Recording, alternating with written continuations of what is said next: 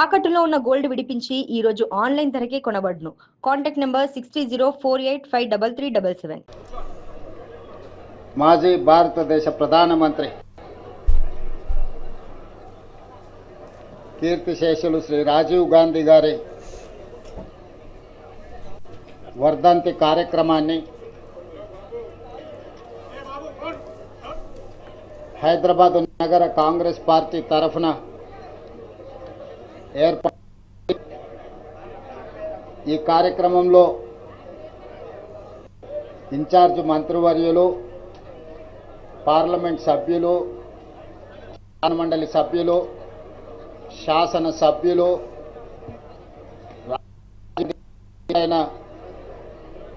వి హనుమంతరావు గారు, మాజీ మంత్రివర్యులు గీతారెడ్డి గారు,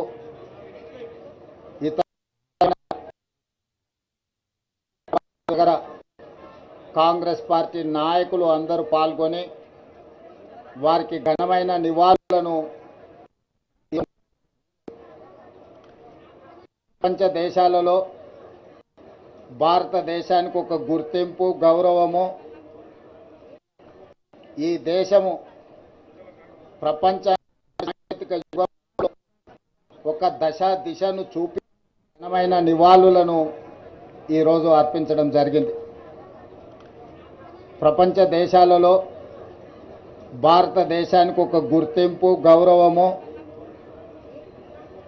ఈ దేశము ప్రపంచానికి సాంకేతిక యుగంలో ఒక దిశను చూపించి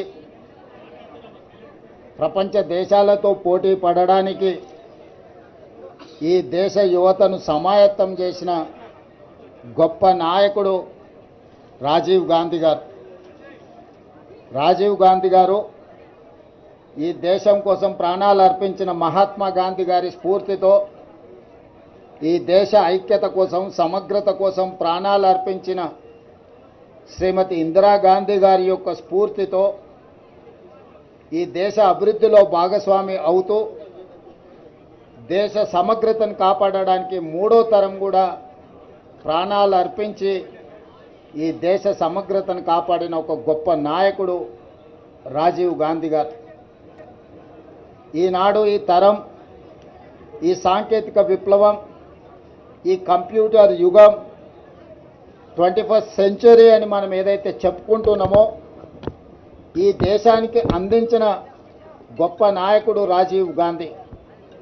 టెలికాం యుగం కానీ, కంప్యూటర్ని కానీ, ఈరోజు మన ఆర్థిక అభివృద్ధికి కారణమైన ఈ సాంకేతిక విప్లవాన్ని ఈ దేశానికి అందించిన గొప్ప దార్శనికుడు, గొప్ప నాయకుడు రాజీవ్ గాంధీ.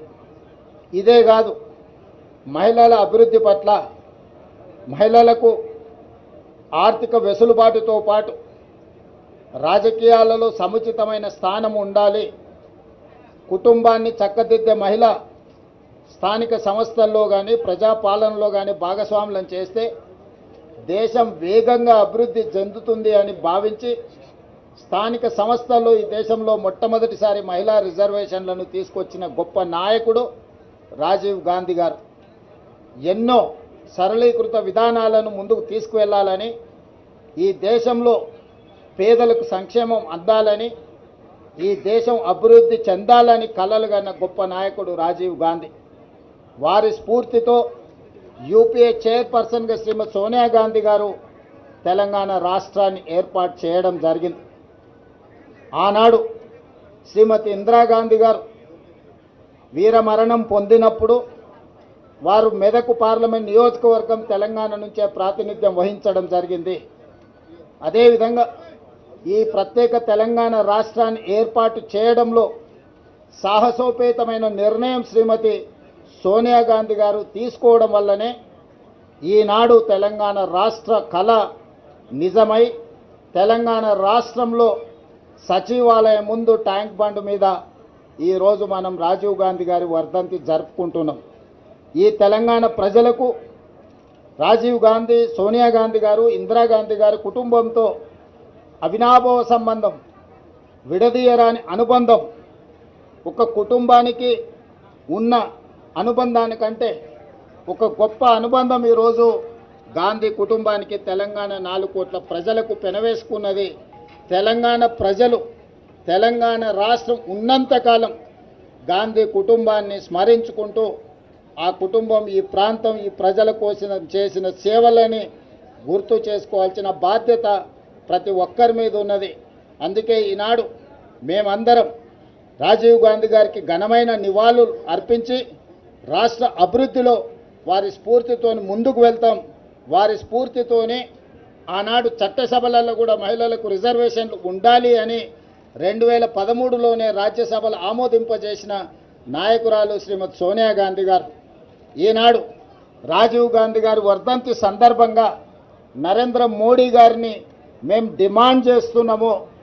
రాజీవ్ గాంధీ స్ఫూర్తితో తక్షణమే శాసనసభలో లోక్సభలో మహిళా రిజర్వేషన్లను అమలు చేయడానికి అవసరమైన చట్ట సవరణ తక్షణమే తీసుకురావాలి. మీ చిత్తశుద్ధిని ప్రదర్శించాలి.